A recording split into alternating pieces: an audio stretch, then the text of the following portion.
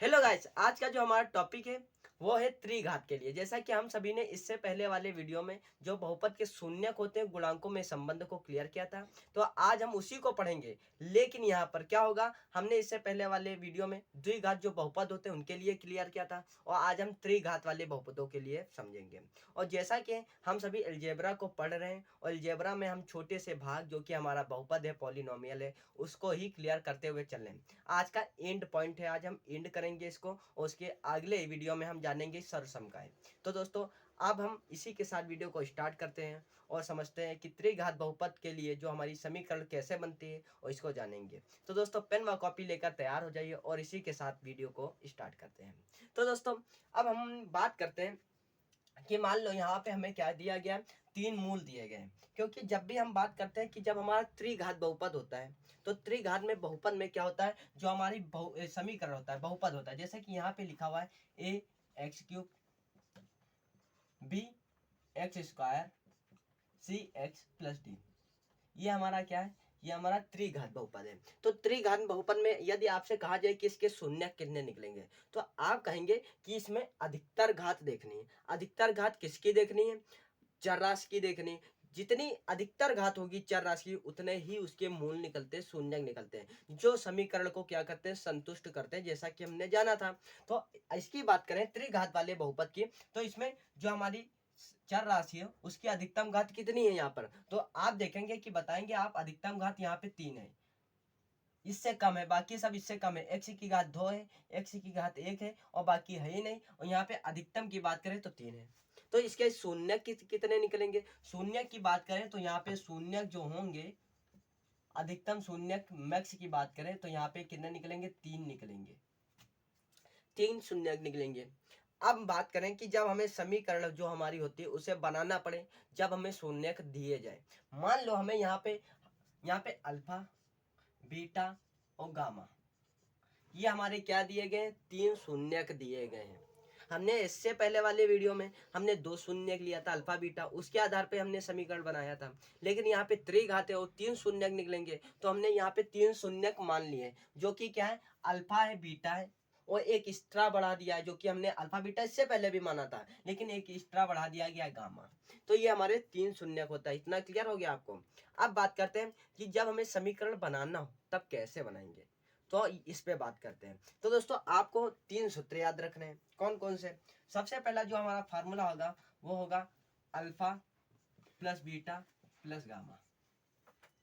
जो इसका मान होगा वो क्या होगा, वो जो होगा यहीं से निकालेंगे। दो जो सूत्र थे हमारे, इससे पहले जो हमने 2 सूत्र पढ़े थे वो सेम रहेंगे और एक चेंज हो जाएगा। चलो देखते हैं। जो हमारा अल्फा प्लस बीटा, जब तीनों योग कहा जाए, तीनों शून्यकों का योगफल कहा जाए, तो जो हमारी समीकरण होती है उसमें से ही हमें क्या निकालना है, हमें मान निकालना है। तो ये हमारे क्या है, तीनों जब योगफल कहा जाए शून्य क्या, तो आपको क्या करना है, यहाँ पे माइनस लगाना है।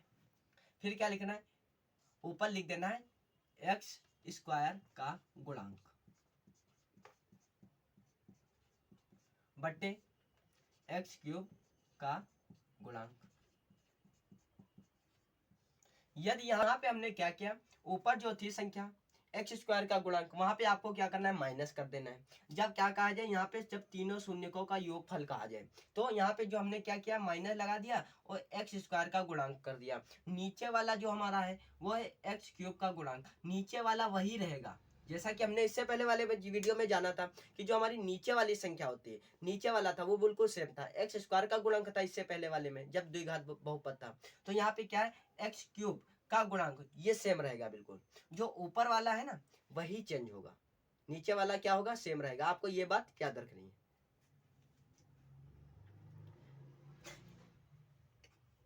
तो यहाँ पे हमने क्या समझा कि नीचे वाला सेम रखना, इसको ही चेंज करना है। अब बात करें कि एक्स स्क्वायर का गुणांक क्या है। एक्स स्क्वायर का गुणांक देखेंगे यहाँ पे, तो एक्स स्क्वायर में किसके गुणे के रूप में दिया गया, त्रिघात बहुपद में देखना है आपको। तो देखेंगे एक्स स्क्वायर का जो गुणांक है वो बी है, तो यहाँ पे क्या लिखेंगे, बी लिखेंगे। वो भी काहेगा हम बी, माइनस का, क्योंकि माइनस है, अपॉन का चिन्ह लगाएंगे। फिर एक्स क्यूब का गुणांक, एक्स क्यूब का गुणांक क्या है, यहाँ पे एक्स क्यूब का गुणांक ए है, तो यहाँ पे क्या लिखेंगे, ए लिखेंगे। तो ये हमारा जो alpha plus beta plus gamma, जो तीनों शून्यकों का योगफल होता है, अल्फा बीटा प्लस गामा, तो वो क्या निकल के आ गया, माइनस बी अपॉन ए होता है।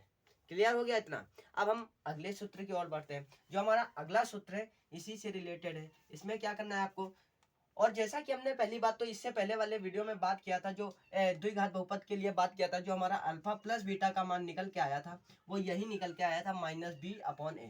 तो यहाँ पे भी यही निकल के आया। और जो हमारा एक और अगला होगा, जो कि हमने यहाँ अगले वीडियो में क्या बनाया था, हमने जाना था अल्फा बीटा, जो दो शून्यक होते हैं उनका जो गुणनफल होता है वो c/a होता है। ये किसके लिए था, ये तो द्विघात बहुपद के लिए था ना।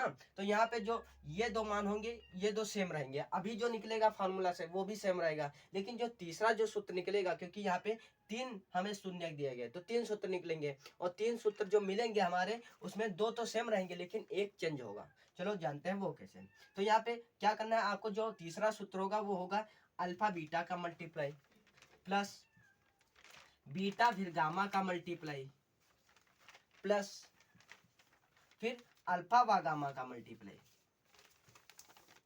बराबर। यहाँ पे क्या होगा, यहाँ पे हमें इस रूप में आपको मिलेगा, पहले वाला ये मिल गया, अब ये वाला रूप में मिलेगा। अब इस वाले रूप में क्या करना पड़ेगा, यहाँ पे देख सकते हैं कि हमें x का गुणांक दिया गया सी, तो ऊपर क्या लिखेंगे, x का गुणांक अपॉन का चिन्ह लगाएंगे। यहाँ पे हमने माइनस लगाया था, लेकिन जो इसमें होगा इसमें माइनस नहीं लगाया जाएगा, आपको ये बात याद रखनी है। और नीचे क्या होगा, ये तो सेम रहेगा, ऊपर वाला चेंज होगा नीचे वाला सेम रहेगा, तो नीचे क्या हो जाएगा, x³ का गुणांक। इतना हो गया। तो हमने यहाँ पे क्या किया, ये सूत्र निकालने के लिए अल्फा बीटा गामा 3 दिए गए थे, योगफल पहले किया, फिर हमने क्या किया, अल्फा बीटा का गुणा कर दिया, प्लस किया, फिर बीटा गामा का मल्टीप्लाई कर दिया, फिर प्लस किया, फिर और अल्फा गामा का मल्टीप्लाई, मतलब अलग अलग आपको क्या करना है, मल्टीप्लाई करना है। एक बार अल्फा का इन दोनों के साथ मल्टीप्लाई करना है, तो अल्फा बीटा हो गया और अल्फा गामा हो गया, फिर 2 बचेंगे और बीटा और गामा आपस में मल्टीप्लाई कर देना है। इतना आपको क्या करना है, कर लेना है। फिर जब सूत्र निकालेंगे तो यहाँ पे x का गुणांक क्या दिया गया c, तो यहाँ पे लिखेंगे c। x³ का गुणांक जैसा कि यहाँ से निकला था a, तो यहाँ पे लिखेंगे a। ये जो हमारा सूत्र है ये हमारा दूसरा सूत्र निकल के आ गया, ये हमारा दूसरा फार्मूला होता है, ये आपको याद रखना है। तो हमने 2 फार्मूले जान लिए कि कौन कौन से हो सकते हैं, और ये आपको याद रखने हैं। अब हम बात करते हैं तीसरे फार्मूले की ओर, जिसमें क्या होगा, जिसमें तीनों का मल्टीप्लाई होगा। क्या होगा, तीनों का मल्टीप्लाई, अल्फा बीटा गामा का मल्टीप्लाई होगा। चलो जानते हैं वो हमारा जो अगला है जो सूत्र है वो क्या है। तो अब हम तीसरे फार्मूले की ओर बढ़ते हैं और जानते हैं जो हमारा शून्यकों के लिए जो तीसरा सूत्र है वो क्या है। तो दोस्तों जो हमारा तीसरा सूत्र है वो तीनों का आपकी बार गुणनफल है। क्या है, गुणनफल क्या है, अल्फा है, इंटू में बीटा है, और फिर क्या है, गामा है, बराबर क्या होगा। तो इसकी बात करें तो इसके लिए पहले हम क्या करते हैं, त्रिघात जो बहुपद का समीकरण होता है उसे लिख लेते हैं। तो जो समीकरण होता है, जो हमारा बहुपद होता है वो क्या होता है, x³, पहले क्यूब होता है, एक लिखना है और x³ लिख देना है। फिर यहाँ पे आपको क्या करना है, ABCD लिख देना है, और फिर धीरे धीरे क्या कर देना है, घात को कम कर देना है। तो यहाँ पे x की घात 3 है, फिर b लिखना है, फिर घात को क्या करना है, कम कर देना है, फिर क्या लिखना है, c लिखना है, एक और घात को कम कर देना है, और जब कुछ ना बचे तो सिर्फ d लिख देना है। इतना हो गया। फिर अब हमें क्या करना है, इसका मान निकालना है। तो इसके लिए अब की बार हमें क्या करना पड़ेगा, इसको ले लिया, एक बार इसको ले लिया, और इसको तो लेकर ही चल रहे हैं क्योंकि इसको लेकर चलना है, क्योंकि x³ का गुणांक नीचे सेम रहता है। अब बारी किसकी आती है, अब बारी आती है d की। d क्या है, यहाँ पे d एक अचर पद है। क्या, अचर पद, जिसके मान में कोई परिवर्तन ना हो वो क्या होता है, अचर पद होता है। तो यहाँ पे d क्या, अचर पद। तो यहाँ पे क्या लिखेंगे हम, अल्फा बीटा गामा बराबर अचर पद, अचर पद वो भी किसका होगा, माइनस का होगा। आपको ये बात याद रखनी है, जो alpha plus beta plus gamma वाला है उसमें माइनस का होगा, और जो आखिरी वाला सूत्र होगा तीनों का गुणनफल उसमें माइनस होगा। बाकी जो बीच वाला था इससे पहले देखा c/a वाला, उसमें क्या होगा, माइनस नहीं प्लस होगा। आपको ये बात क्या रखनी है, याद रखनी है। और नीचे क्या होगा, नीचे सेम रहेगा, x³ का गुणांक। इतना हमने जान लिया। अब हमें यहाँ पे क्या करना है, यहाँ पे माइनस का चिन्ह लगा देना है, और यहाँ पे d दिया गया तो d लिखना है, अपॉन में लिखना है, क्या लिखना है, अपॉन में x³ का गुणांक, x³ का गुणांक यही है, तो यहाँ पे क्या लिखेंगे, a। तो ये हमारे क्या 3 सूत्र निकल के आ गए, अल्फा बीटा गामा बराबर ये 3 सूत्र हमारे होते हैं। इस तरह से क्या करना है, आपको याद रखना है, जिससे आप कभी भी नहीं भूलेंगे। तो इन सूत्रों का आपको यूज करने को मिलेगा, कहीं भी प्रश्न में पूछ दिया जाएगा। और ये जो हमारे सूत्र निकल के आए ना, ये आपको 9th व 10th में काफी यूज करने को मिलेगा। उसके बाद भी मिलेंगे फर्स्ट ईयर व इंटर में, लेकिन आपको 9th व 10th में जो हमारा द्विघात समीकरण बहुपद वाला चैप्टर है उसमें आपको जरूर मिलेगा। तो ये सूत्र आपको क्या रखना है, याद रखना है। अब बात करते हैं कि जब भी हमें क्या दिया गया हो, आपसे पूछ दिया जाता है कि अल्फा बराबर 2 दे दिया गया माइनस का 2, बीटा बराबर मान लो 3 दे दिया गया हो, और गामा बराबर मान लो दे दिया गया आपको 1, और आपसे कह दिया जाता है कि इसका जो क्या होना चाहिए, समीकरण निकालिए। त्रिघात में क्या निकालिए, समीकरण निकालिए। तो आपको इसके लिए एक चीज याद रखनी है, एक बहुपद याद रखना है। क्या वो बहुपद होता है, तो इसका बहुपद निकालना है जब हमें क्या दिए गए, 3 ये शून्य दिए गए। तो आपको एक चीज याद रखनी है, वो क्या याद रखना है, आपको याद रखना है x3। फिर यहाँ पे क्या करना है, माइनस लगाना है। अब माइनस क्यों लगाया हमने यहाँ पे, क्योंकि अब जब आप देखेंगे कि हमने alpha plus beta plus gamma का जब सूत्र निकाला था, वो क्या निकल के आया था, -b/a। तो यहाँ पे क्या पहले लिखा है, x3, ये a के पदों में पहले क्या होता है, क्यूब वाला होता है a, क्योंकि यहाँ पे a था तो यहाँ पे a वाला लिख दिया। फिर बात आती है b वाले की, x स्क्वायर वाले की, और b किस में मिलता है, alpha plus beta plus gamma में मिलता है b। और यहाँ पे हमने चिन्ह जो लिया था वो क्या है, क्या लिया था, माइनस का, तो यहाँ पे हमने लगा दिया माइनस।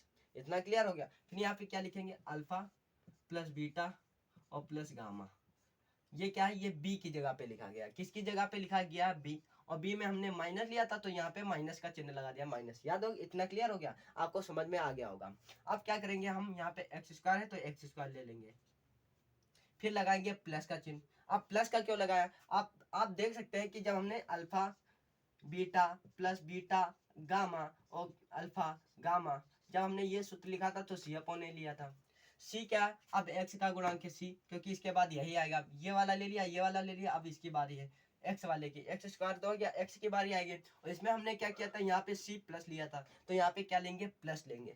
प्लस ले लिया। अब हमें यहाँ पे क्या करना है, यहाँ पे लिख देना alpha beta plus beta gamma और प्लस अल्फा गामा। इतना क्लियर हो गया। यहाँ पे क्या लिख देना है, x लिख देना है, फिर लेंगे माइनस। अब माइनस क्यों लिया, क्योंकि दोस्तों यहाँ पे हमने क्या किया था, अल्फा बीटा गामा में क्या लिया था, माइनस लिया था, माइनस, और चर पद क्या था, d, तो इसके लिए हमने यहाँ पे माइनस लिया था तो माइनस लगाएंगे, और यहाँ पे क्या लिखेंगे, अल्फा बीटा और गामा। इतना क्या आ गया, इतना मान निकल के आ गया। अब वहां पे x कुछ भी नहीं लिया जाएगा, क्योंकि यहाँ पे x ले लिया गया, उसके बाद कोई भी घात नहीं होगी। अब हमें क्या करना है, ये 3 हमें शून्य दिए गए। अब हमें क्या करना है, हमें समीकरण ज्ञात करना है। तो एक ऐसे समीकरण निकालेंगे। अब हमें क्या करना है, इसमें सभी के मान रख देना, हमारा समीकरण निकल के आ जाएगा। तो क्या करेंगे, x³ माइनस अल्फा कितना दिया गया, -2, तो अल्फा की जगह पे लिखेंगे -2। बीटा क्या दिया गया, 3 दिया गया, और गामा 1। ये हमारे क्या थे, 3 शून्य थे, तो 3 शून्य एक्स स्क्वायर कर देना है। फिर हमें क्या करना है, फिर आपको क्या करना है दोस्तों, यहाँ पे इन सभी के मान रखना है। अल्फा बीटा तो गुणे में है, अल्फा और बीटा, तो अल्फा बीटा का गुणा करेंगे तो 3 दूनी क्या होता है, 6 होता है। वो भी काहे का होगा, माइनस, क्योंकि यहाँ पे एक संख्या माइनस की है, तो यहाँ पे लिख देंगे -6 प्लस। फिर क्या करेंगे हम, बीटा और गामा का मल्टीप्लाई करेंगे। यहाँ पे हम गुणे में है ना, तो 3 इकन्नम 3 हो जाएगा, 3 एक का गुणा करेंगे तो 3 ही आ जाएगा। फिर हमें क्या करना है, यहाँ पे प्लस का चिन्ह लगाएंगे। लेकिन आपको एक बात याद रखनी, यहाँ पे माइनस है तो यहाँ पे सीधा माइनस का चिन्ह लगा देते हैं, तो यहाँ पे माइनस लगा देंगे। तो अब क्या करना है, हमें अल्फा और गामा का मल्टीप्लाई करना है। तो अल्फा देख सकते हैं -2 दिया गया है, और गामा कितना दिया गया है, 1 गुणे में 1, गुणे का चिन्ह है ना, यहाँ पे गुणे का चिन्ह। तो जब मल्टीप्लाई करेंगे तो -2 आएगा, तो माइनस लगा लिया पहले से, और 2 लिख देंगे, फिर माइनस लगाएंगे यहाँ पे। फिर क्या करना है, तीनों का मल्टीप्लाई कर देना है, तो -2 गुणे में 3 और गुणे में 1, इतना लिख लिया। अब हमें क्या करना है, अब इसे हल कर लेना है, x³ करना है। जब इसे जोड़ेंगे 3 1 क्या होता है, 4 होता है, और 4 में से -2 है, तो 4 में से जब 2 जाएगा तो 2 ही बचेगा, तो यहाँ पे -2 और एक्स स्क्वायर था तो एक्स स्क्वायर लिख देंगे। यहाँ पे x याद रखना है, यहाँ पे x छिपा है, देख ध्यान नहीं दिया, यहाँ पे लिखा है, आपको ये याद रखना है। अब हमें क्या करना है, यहाँ पे प्लस का चिन्ह लगाएंगे। फिर यहाँ पे क्या करेंगे, इसको हल करेंगे, तो यहाँ पे क्या हो जाएगा, -6 और -2 है। माइनस माइनस क्या होता है, प्लस होता है, आपको तो पता ही होगा। जब माइनस माइनस की संख्या क्या होती है, जुड़ जाती है, तो ये -6 -2 जुड़ जाएगा तो क्या हो जाएगा, -8 हो जाएगा, क्योंकि बड़ी संख्या काहे की है, ये बड़ी संख्या माइनस की है। जब भी कोई भी बड़ी संख्या जिस चिन्ह की होती है वही चिन्ह लेते हैं जोड़ व घटाने में। तो यहाँ पे माइनस का कितना हो जाएगा 8 हो जाएगा, और प्लस का कितना दिया गया 3। तो 8 में से 3 जाएगा तो कितना बचेगा 5, वो भी काहेगा बड़ी संख्या, यहाँ पे 8 दी गई है माइनस की, तो यहाँ पे माइनस लेंगे, तो यहाँ पे जो मान निकल के आएगा वो माइनस का 5 निकल के आएगा। फिर क्या करना है, x लिखना है क्योंकि x है, फिर माइनस लगा देना है, फिर इसे हल कर देना है। 2 तिया 6 और 6 करना 6 गुणा कर लेना सबके, 2 तिया कितना होता है 6 होता है, और 6 का 1 के साथ करेंगे तो 6 करना 6 एक ही बार जाएगा, वो भी काहे का 6 बचेगा माइनस का 6, क्योंकि यहाँ पे माइनस लगा हुआ है। अब हमें क्या करना है, अब हमें यहाँ पे एक्स क्यूब लिखना है, माइनस का 2x² लिख लेना है, माइनस का माइनस है तो माइनस प्लस माइनस हो जाएगा, ब्रैकेट जब खोलेंगे तो यहाँ पे माइनस हो जाएगा, माइनस प्लस माइनस होता है, और यहाँ पे 5x हो जाएगा, और यहाँ पे माइनस माइनस प्लस तो प्लस का 6। ये हमारा क्या आ गया, त्रिघात बहुपद का समीकरण आ गया। जब इसे हम हल करेंगे ना तो जो हमारे शून्यक निकल के आएंगे वो यही निकल के आएंगे, 1 माइनस का 2, 1 3 और 1 1। तो दोस्तों इस तरह से आप समीकरण बना सकते हैं जब भी आपको शून्य दिए गए, और ये आपको 3 फार्मूले अवश्य याद रखने हैं। यदि आपको ये 3 फार्मूले अब नहीं पता होंगे तो आप कभी भी समीकरण या आप कभी भी त्रिघात वाले बहुपद के जो सूत्र होते हैं ऐसे कभी भी हल नहीं कर पाएंगे। तो दोस्तों इसी के साथ वीडियो को एंड करते हैं, और यदि आपको वीडियो अच्छा लगा तो चैनल को सब्सक्राइब कीजिए, लाइक कीजिए, शेयर कीजिए, और फिर मिलते हैं नेक्स्ट वीडियो में। तब तक के लिए जय हिंद जय भारत।